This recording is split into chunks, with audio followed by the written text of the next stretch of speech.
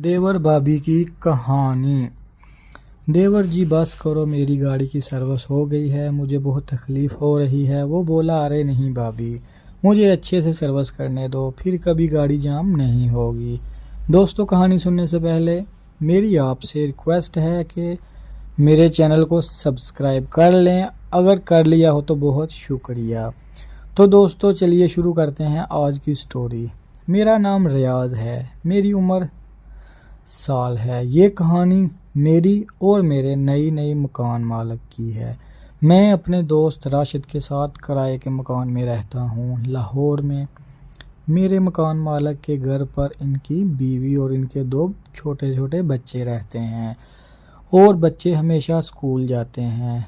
मेरे रूम मालिक का खुद का कारोबार है, कपड़ों की दुकान की है, इसलिए ज़्यादातर वो दुकान पर ही रहते हैं। और हम दोनों लोगों ने ऊपर वाला रूम किराए पर लिया था और इनका रास्ता अंदर और बाहर दोनों तरफ से है जाने का। एक मकान मालिक ने हमें कहा कि मैं 1 से 2 हफ्ते के लिए बाहर जा रहा हूँ, कराची। तो आपकी भाभी जी को किसी भी चीज़ की ज़रूरत पड़े तो आप 2 ला कर दे देना। हमने कहा, ठीक है मालिक, आप जितना मत करें, हम यहाँ पर सब देख लेंगे। और मेरा दोस्त राशिद भी बोला, ठीक है भाई।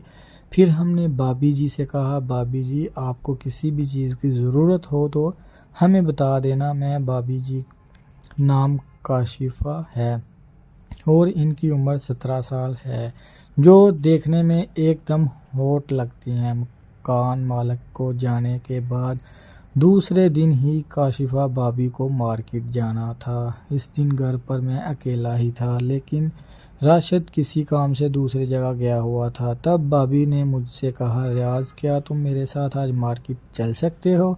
मैंने कहा, क्यों नहीं भाभी जी। फिर हम आधे घंटे के बाद मैं और भाभी जी दोनों बाइक से मार्केट के लिए चल दिए। मार्केट में बहुत ही ज़्यादा भीड़ होने का कारण मुझे बार बार बाइक के ब्रेक लगाने पड़ रहे थे। ब्रेक लगाने से मुझे बहुत अच्छा महसूस हो रहा था। तब भाभी जी बोली, रियाज क्या कर रहे हो, मुझे तो झटके लग रहे हैं।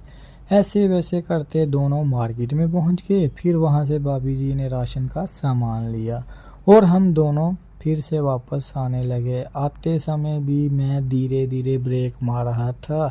मैं जैसे ही ब्रेक मारता तो भाभी से टकराता, तब मुझे अलग ही महसूस होता।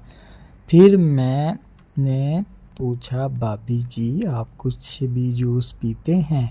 फिर मैंने जूस वाली दुकान पर चले गए। जूस पीते वक्त मैंने धीरे से भाभी जी से पूछा, भाभी जी आपके पति आपको 1 से 2 हफ्ते तक अकेले छोड़कर चले जाते हैं, तो आपका मन कैसे लगता है?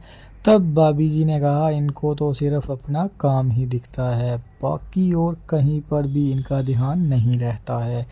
ये बात कहते हुए काशिफ़ा भाभी थोड़ी उदास हो गई। मैंने कहा, भाभी जी आप चिंता मत करो, जो होता है वो अच्छा ही होता है। तब वो धीरे से बोली, क्या अच्छा होगा जाए, तब क्या ही बचेगा, जुबानी तो यही है। अगर जुबान धीरे से बोली, छोड़ो रियाज, अब मैं इनके मन गया था। तब मैंने धीरे से कहा, भाभी आप चिंता मत करिए, मैं हूँ ना, आपकी सारी खुशियों को मैं पूरा करूँगा। अब बस मुझे बता देना, आप हमेशा तैयार ही रहेगा। इस बात पर भाभी हंसने लगी और तुम भी बहुत अच्छे लगते हो। फिर हम दोनों ने जूस ख़त्म किया और हम घर आ गए। घर आकर भाभी बोली, तुम अपना फ़ोन नंबर मुझे दे दो।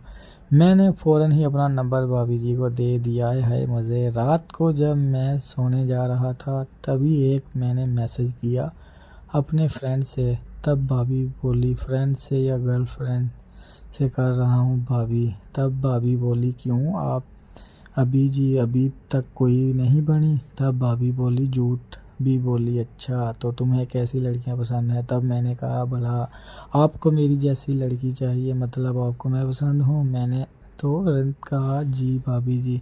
तब भाभी बोली, ठीक है, मैं कभी बाद में बात करूँगी, तुम्हारे भैया का फ़ोन आ रहा है। मैं ये कहकर भाभी ने फ़ोन बंद कर दिया और 10 मिनट तक मैंने वेट किया। फिर मैं सोचने लगा वो शायद अपने पति से बात करने के बाद सो गई।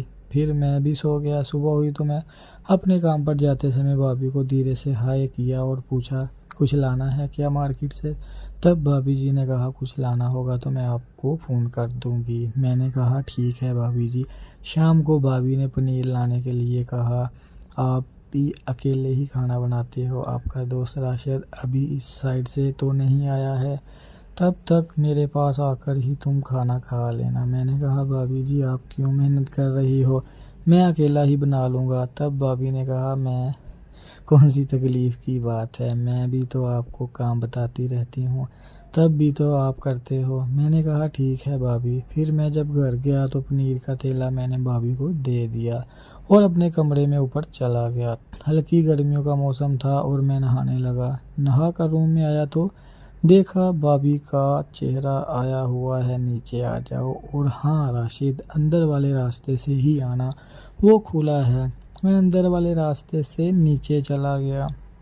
मैंने भाभी जी से पूछा आज दोनों बच्चे आपके दिखाई नहीं दे रहे हैं, कहाँ चले गए? तब भाभी ने कहा वो तो अपने नाना जी के घर चले गए हैं, क्योंकि कल की छुट्टी है इन दोनों की। फिर हम दोनों बातें करने लगे। भाभी ने कहा कल वाली रात में आप क्या बोल रहे थे कि आपको मेरी जैसी लड़की पसंद है? तब मैंने कहा हाँ भाभी जी, आप मुझे बहुत ज़्यादा अच्छी लगती हो। मैं आपको जब से देखता हूँ तब से लाइक करता हूँ कि अगर आप मुझे मिल जाती तो मैं आपको छोड़कर कभी नहीं कहीं जाता, हमेशा आपके साथ ही रहता। तब भाभी जी ने कहा इस दिन आप मुझे मार्केट के लिए ले गए थे तो क्या इसीलिए ही ब्रेक बार बार मार रहे थे? तब मैं हंसने लगा और भाभी भी हंसने लगी।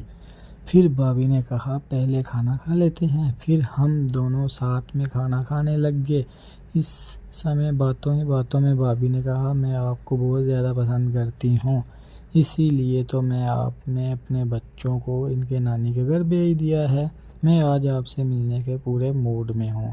तब खाना खाने के बाद भाभी बर्तन साफ़ करके आई और फिर हम दोनों रूम में चले गए। इसके बाद एक ज़ोरदार वाला मैच खेला हमने। फिर हम दोनों कमरे में ही सोते सोते बातें करने लग गए। तब काशिफ़ा ने कहा आप में तो बात ही कुछ और है जो आपके मालिक साहब में नहीं है। तो दोस्तों अगर आपको ऐसी स्टोरी पसंद है तो वीडियो को लाइक, चैनल को ज़रूर सब्सक्राइब करें। हम आपको ऐसी स्टोरी सुनाते रहेंगे। बाय बाय दोस्तों, मिलते हैं